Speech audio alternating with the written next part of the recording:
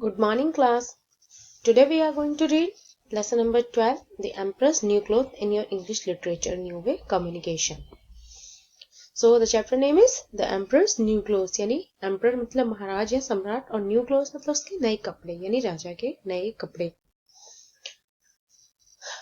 एक पहली बात, ये प्ले बहुत इंटरेस्टिंग होने वाला है. आप इसको जब पढ़ेंगे तो आपको हंसी भी आएगी और कुछ आपको एक लेसन भी मिलेगा इससे कि एक सीख क्या मिली है हमें से. So let's start. This play is about a Chinese emperor who was very very rich and very very silly too. ये प्ले किसके बारे में? एक चाइनीज राजा के बारे में जो बहुत बहुत अमीर भी था लेकिन बहुत बहुत ज्यादा बुद्धू या आप उसको स्टूपिड कह सकते हैं, पागल कह सकते हैं वो. So start with scene 1. Narrator. Narrator वो होता है जो प्ले को या स्टोरी को नरेट करता है, जो बताता है, चाहे किसी के भी बारे में हो रही हो. जैसे अगर मैं आपको ये बता रही हूँ तो इस टाइम पे आपकी नरेटर कौन हो गई? मैं. और ये प्ले जिसने लिखा है वो प्ले का नरेटर जो है वो ये लाइंस बोल रहा है. Once there was an emperor who ruled a place in faraway China. He was very fond of new clothes. Most of all, he loved to buy new clothes. He really loved soft silk and fine clothes. He spent most of his time in front of mirror.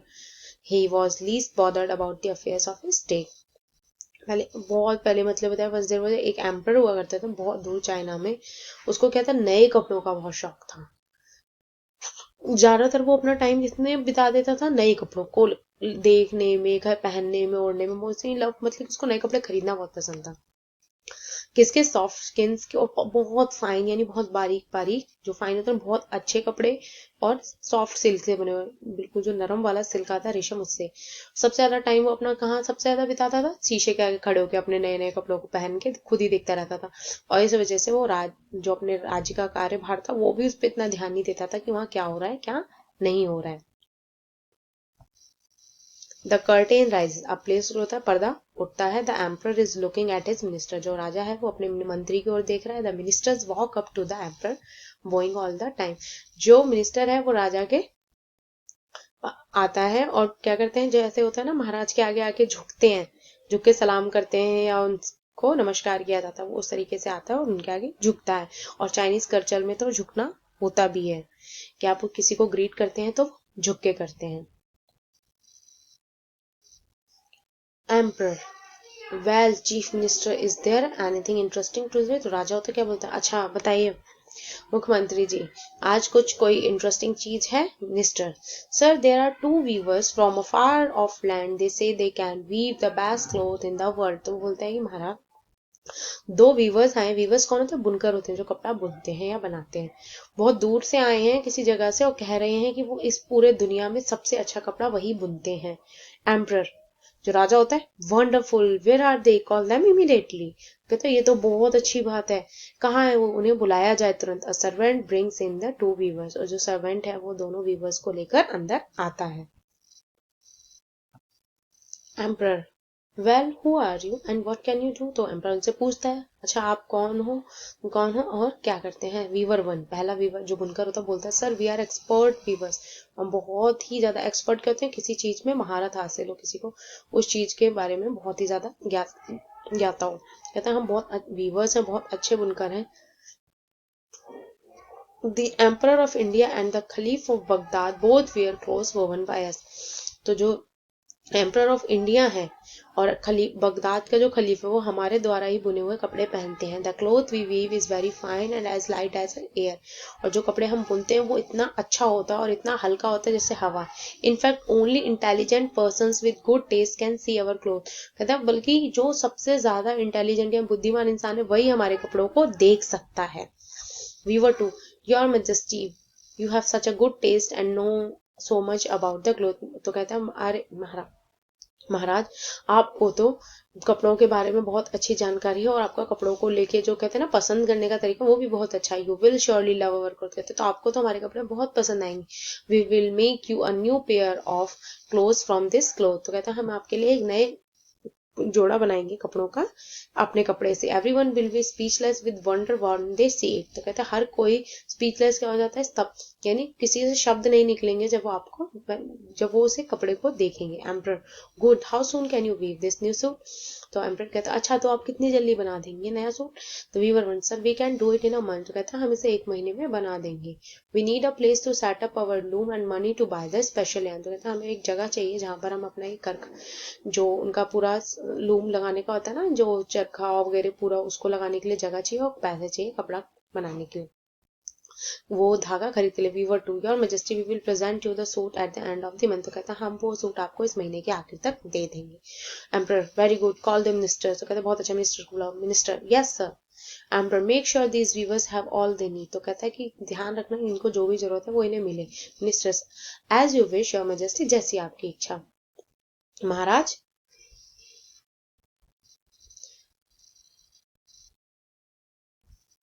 The weavers and the minister leave the court and curtains fall. जो weavers और ministers होते हैं वो court से चले जाते हैं और पर्दा गिरता है, क्योंकि ये प्ले है। प्ले जब होता है स्टेज पे तो क्या होता है उसमें हर सीन के बाद पर्दा डाल दिया जाता है और उठा दिया जाता है ताकि अगले सीन की प्रिपरेशन की जा सके। अब है यहाँ सीन 2। दूसरे सीन में क्या होता है, the curtain goes up, the emperor is on the throne in the court. जो पर्दा है वो उठता है और देखते हैं राजा अपने सिंहासन पर बैठा हुआ है। Emperor it is a month now where are the wonderful weavers. कहता है अब तो महीना हो गया, वो वीवर्स कहाँ है? Minister the weavers are here sir. Minister कहते हैं हम वीवर्स यही हैं, यानी बुनकर यही हैं। They have brought the new clothes, वो नए कपड़े भी ले आए। Emperor good bring them in. अच्छा है अंदर ले आओ उन्हें। The weavers come in with a large box. तो वीवर्स अंदर आते हैं बहुत बड़े बॉक्स के साथ। Emperor, where are the new clothes? Weaver one, your majesty, everything is exactly as you ordered. Here the robe sees, isn't it magnificent? तो कहता है कहाँ है वो कपड़े जो हमने मंगाए थे? तो कहते हैं ये रहे वो कपड़े जो आपने ऑर्डर किए थे। देखिए ये रोब, क्योंकि चाइनीज लोग रोब पहनते हैं, वो लंबा सा आपने देखा होगा, एकदम कोट बहुत लंबा होता है, पैरों तक का कोट। सी कितना मैग्निफिसेंट होता है, बहुत सुंदर। देखिए कितना अच्छा। The weavers pretend to be hold up the robe for the emperor to C.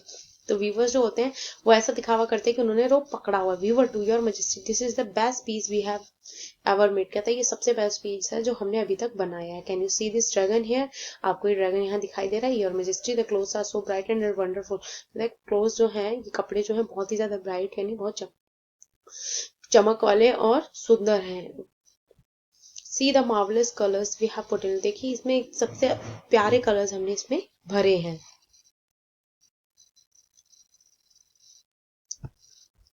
The emperor can see nothing but he does not want to admit it. Emperor को कुछ दिखाई नहीं दे रहा था लेकिन वो उस चीज को मानना भी नहीं चाहता था। Emperor indeed you do have a such some unusual colors. तो कहता है कि अच्छा मतलब तुम्हारे पास कुछ अनयूजुअल से कुछ अलग से कलर्स हैं। He looks around the courtiers to see what they think. वो इधर उधर अपने दरबारियों की तरफ देखता है कि वो क्या सोचते हैं। No one in the court wants to seem like a fool. Court में कोई भी नहीं था जो मूर्ख कहलाना चाहता, क्योंकि उन्होंने पहले ही क्या बोला था वीवर्स ने कि जो ये कपड़ा है वो सिर्फ बुद्धिमान लोगों को ही दिखाई देता है, इसलिए कोई भी नहीं चाहता था। ना दिखने के बाद भी वो उस चीज को एडमिट नहीं कर रहे थे।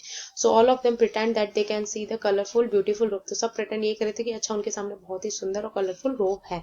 Coated one what lovely colour, see the dragon there. कहते कितना प्यारा कलर्स हैं, ड्रैगन को देखिए वहां पर। Courtier two which dragon do you mean? I can see 3। दूसरा कोटे कहते हैं अरे तुम्हारा क्या मतलब है, कौन सा ड्रैगन? मेरे को तो 3 ड्रैगन दिखाई दे रहे हैं। Minister sir you will look most wonderful in this रोब। मिनिस्टर कहते हैं सर आप तो इस रोब में बहुत ही सुंदर लगेंगे, बहुत ही अद्भुत लगेंगे इसको पहनकर। Emperor is everything ready for the procession to the new palace. तो एम्पर कहता है सब कुछ, जो कहते हैं ना जुलूस निकलता है होता है कहीं के लिए, जलसा निकलना जुलूस कहते हैं प्रोसेशन में, कि सब कुछ तैयार है नए पैलेस तक जाने के लिए। Minister yes sir we can start out one. से कहता है हम अभी शुरू कर सकते हैं। Emperor let me wear this clothes and get ready for the procession. तो कहता है मुझे कपड़े पहनने फिर मैं तैयार प्रोसेशन में जाऊंगा। Scene 3। This scene takes place in the front of the curtain. The procession enters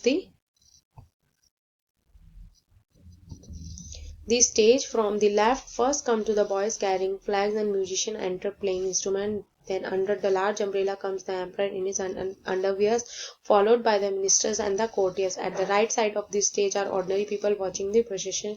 There is also a little boy with them. Everyone pretend to see the beautiful clothes because they don't want to be called fools.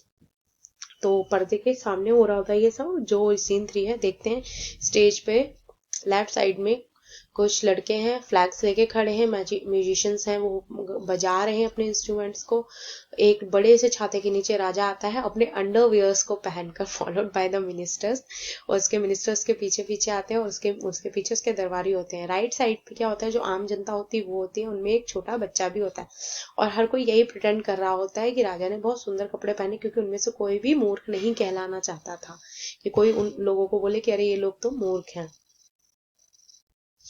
Person one, wow those designs are amazing. पहला आदमी क्या बोलता है, अरे देखिए ये designs कितने amazing. Person one, what beautiful colour, कहता है कितने सुंदर कलर है।